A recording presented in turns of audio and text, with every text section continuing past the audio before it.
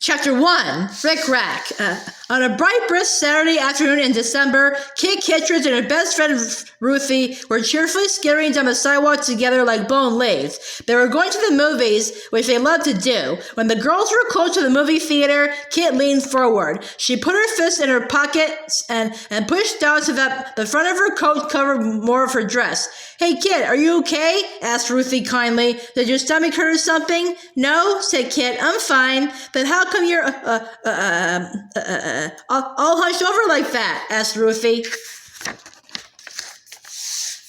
"Because," said Kit, "I don't want everyone to see the,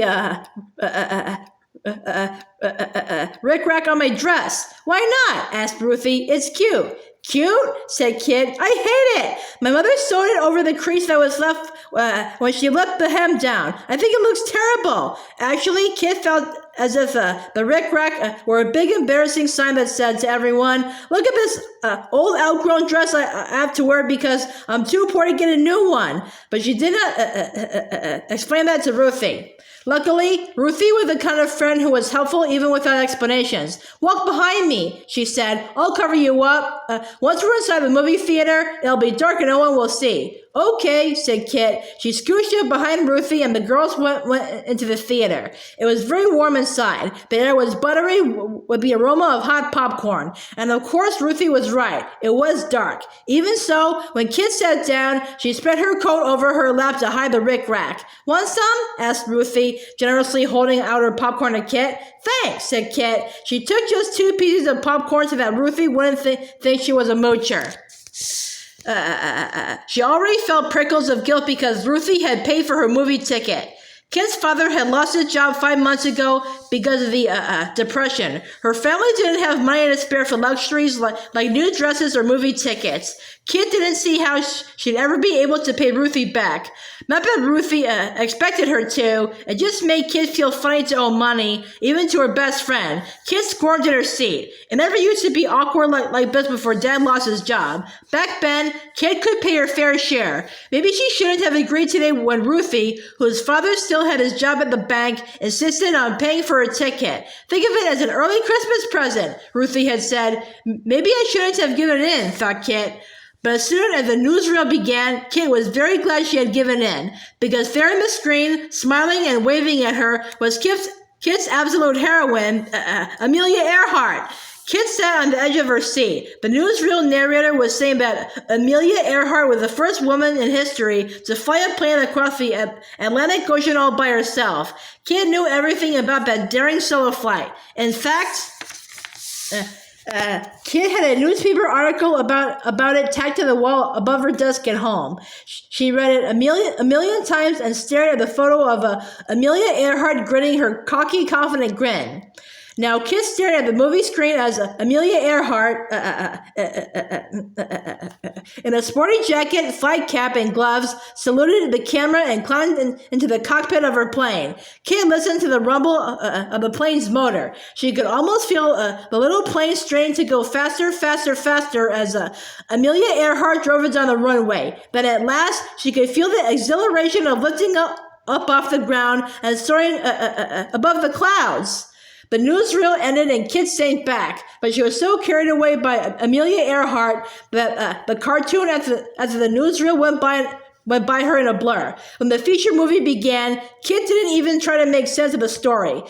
It was about a silly woman in a tiara singing and dancing her way up a staircase shaped like a wedding cake. When at last the movie was over, Kit walked out into the late afternoon and sunshine, still thinking about Amelia Earhart. She ignored the rickrack on her skirt hanging out below her old winter coat. Amelia Earhart wouldn't let a thing like that bother her. Ruthie didn't mention the rickrack either. She turned to Kit and said, "Wasn't she wonderful?" "Yes," Kit agreed with enthusiasm. "Thank you so much for bringing me today, Ruthie. I love watching her climb into that plane and not Amelia Earhart, Ruthie laughed. I meant Dottie Drew, the movie star. Oh, her, said Kit. Wasn't she beautiful? Breathed Ruthie. Like a princess almost. Sure, said Kit. Ruthie had a fascination for movie stars and princesses, which quite frankly, Kit did not share. But she didn't want to be rude. Ruthie had paid for a ticket after all. Kit might seem ungrateful if she said she thought the woman in the movie was silly. But Ruthie knew Kit too well to be fooled. She grinned. I bet you didn't notice Dottie Drew at all, she said. I should have known you care more about Amelia Earhart. How come you're so crazy about her? She's smart, said Kit. She's brave, too. When she makes up her mind to do something, she doesn't let anything stop her. She flew her plane across the ocean all by herself. She didn't need help from anybody. Kit spoke with determination. I want to be like her. I know just what you mean, said Ruthie. It's the same with me. She sighed. I love to imagine that I'm a movie star or a princess. Kit didn't think her serious ambitions were the same as Ruthie's starry-eyed daydreams at all. That's different, Ruthie, she said. First of all, Amelia Earhart's a real person who does real things that really matter. Movie stars and princesses are only phony glitter and glamour, and I don't imagine that I am Amelia Earhart. I want to be like her. Imagining that you're a princess is just make-believe. So? Ruthie shrugged. But there's nothing wrong with make-believe. Maybe not, said Kit. But imaginary stuff doesn't solve any problems or help anything. Oh, I think it does, said Ruthie. Make-believe can take your mind off your troubles for a while. That's a help.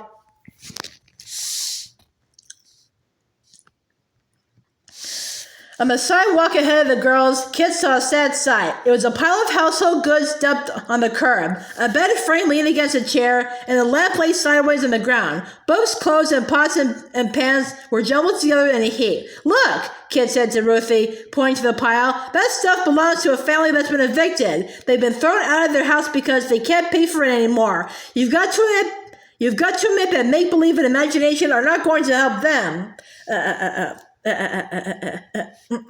They should have imagined a way to get money, Ruthie said. They could have done something. I'm sure they tried, said Kit, thinking of how hard her own family struggled to pay the bills every month. Maybe they just couldn't keep up. Then, said Ruthie, they should have asked their friends to help. Maybe they were too proud to do that, said Kit. Ruthie shook her head sadly. And look where their pride got them. Thrown out on the street, she said. It won't be a very Merry Christmas for their family, will it? No, said Kit. It won't. She shivered. Come on, she said to Ruthie. Let's run. It'll warm us up. Let's run home with a rotten egg, said Ruthie. The girls ran the rest of the way to Kit's house. Kit's family had turned their home into a boarding house in order to earn some money after her dad lost his job. The boarders paid a weekly rent for their rooms and their meals. There were 5 boarders living in the house now. Mrs. Howard and her son Sterling, Mr. Peck, Miss Hart, and Miss Finney. Mr. Kittredge and Kit's older brother Charlie were fixing up another room so they could take in 2 more boarders as soon as possible. Kit was expected to do her share of the housework and to help with breakfast and dinner. So she quickly helped her mother scrub potatoes and put them in the oven before she and Ruthie went upstairs. The girls were engaged in a secret project with Miss Hart and Miss Finney, 2 young nurses who rented what used to be the guest room. Miss Hart and Miss Finney had helped the girls unravel old sweaters and then used the wool to knit scarves. The scarves were almost finished, except for the fringe. Kit and Ruthie planned to give their scarves to their fathers for Christmas. Miss Hart planned to give hers to her boyfriend. Miss Finney said she wasn't sure which lucky guy would get her scarf. She couldn't decide between Tarzan and Franklin Roosevelt, who had just been elected president. Any news from Miss Hart's boyfriend lately? Asked Ruthie as the girls walked down the hall. Yup, said Kit. He's coming to Cincinnati at Christmas time. Miss Hart's boyfriend lived in Boston and sent her long letters in fat envelopes nearly every day. Miss Hart wrote back just as often, and her letters were just as long. Kit and Ruthie were both curious about the letters, and Ruthie especially liked to keep an eye on the progress of Miss Hart's romance. Miss Hart must be thrilled, said Ruthie. Oh, if only could have a romantic day while he's here, he'd probably ask her to marry him. Miss Hart's boyfriend is a student in medical school, said Kit. It'll take all his money to travel here. I don't think he'll have any left over for a fancy date. I wish he would, said Ruthie dreamily. Miss Finney and Mr. Peck could go too, and they'd fall in love. That's what would happen if they were in a movie. Well, said Kit crisply, they're not in a movie. They're in real life. Too bad, sighed Ruthie. Kit knocked on the door to Miss Hart and Miss Finney's room. There was no answer. I guess they're working the weekend shift at the hospital, Kit said. We won't be able to finish our scarves today. Want to go up to my room and make a newspaper instead? Sure, said Ruthie with enthusiasm. Both girls love making newspapers, which they share with the Boarders and Kit's family. We'll write about Amelia Earhart, said Kit. And Dottie Drew, insisted Ruthie. Kit pretended to be puzzled. Who's she? She asked. Very funny, said Ruthie. Okay, said Kit, grinning. Her too. And she danced up the attic stairs to her room the way Dottie Drew had danced up the wedding cake in the movie. Ruthie leaned over Kit's shoulder. Kit was typing a paragraph Ruthie had written about Dottie Drew. Wait a minute, Ruthie said. It's Dottie Drew, not Studio Drow, and she's a movie star, not a movie-otar. You better fix those mistakes. I can't, sighed Kip. My typewriter keys are broken. The O looks like a U, and the E looks like an O, and the S doesn't work at all. Oh, well, that's okay, said Ruthie. She grinned, then said slowly, that's okay. Kit grinned too. I guess people will figure it out, she said. Anyway, the pictures are great. The girls had the smart idea of asking Sterling to draw sketches of Amelia Earhart and Dottie Drew to illustrate their newspaper. Sterling was the same age as the girls, but he could draw as well as a grown-up. Sterling's a good artist, said Ruthie as she looked through his sketch pad. See how he made Amelia Earhart look like you, Kit? Freckles and all? Kit nodded. And he put you in Dottie Drew's fancy ball gown and tiara, she said. That's me, Princess Ruthie, giggled Ruthie, striking a princessly pose. Kit looked at the paper in her typewriter. There's still a little space left, she said. What should we write about? Christmas, said Ruthie. We can say Christmas is coming. Everyone loves to read about that. I personally can't wait. I love everything about Christmas. What's your most favorite part, Kit? Christmas Eve, said Kit. That's when we put up our tree. Charlie's going to get us a free tree this year. We always decorate our tree on Christmas Eve. It looks so beautiful, especially the lights.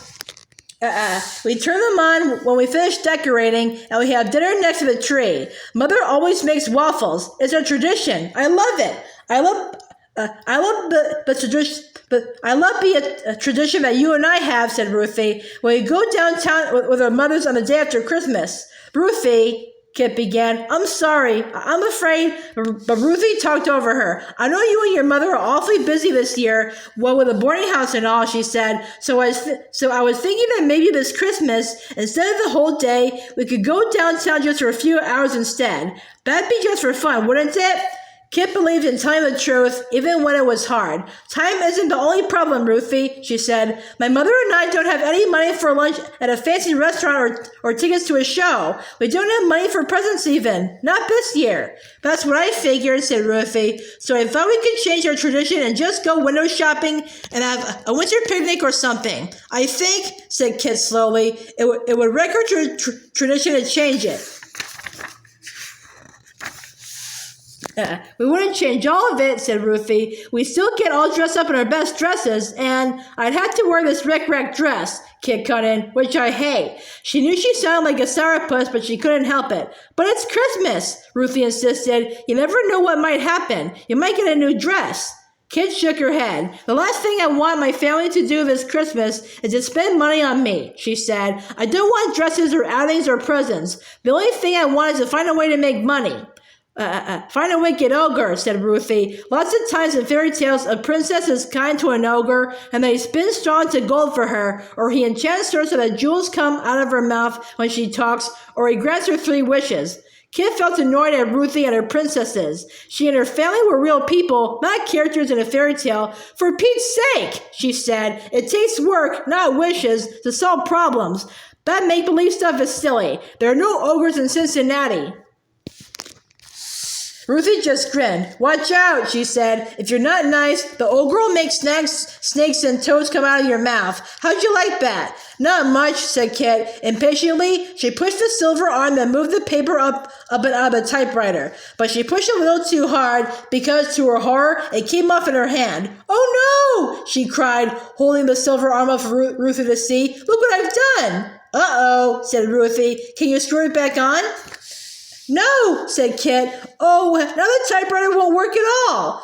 Come on, said Ruthie, heading for the stairs. But let's go get your dad. I bet he can fix it. I sure hope so, said Kit. The two girls hurried downstairs. They paused in the hallway outside the living room because they heard Kit's parents talking to someone. The conversation sounded serious, so they knew they shouldn't barge in and interrupt. Kit's dad was talking. The room should be ready by the middle of January, he said. Then we can take in 2 more boarders.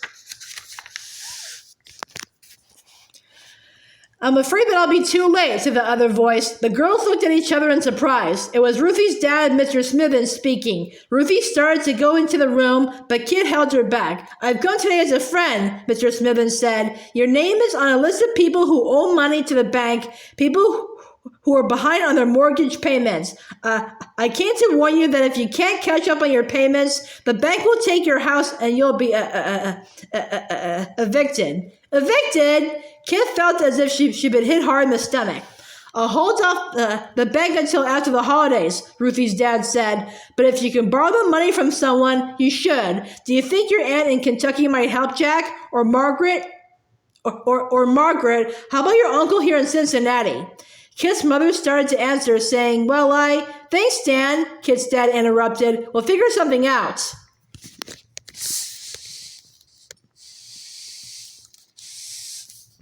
If you can't catch up on your payments, the bank will take your house and you'll be evicted, said Mr. Smithens.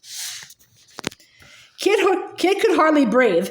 Evicted? She and her family were going to be thrown out of their house. All their belongings would be tossed out onto the sidewalk, just like those she and Ruthie had seen on their way home from the movies. It's going to happen to my family, she thought. It's going to happen to me. She shuddered. And Ruthie touched her arm. Oh, Kit, Ruthie whispered.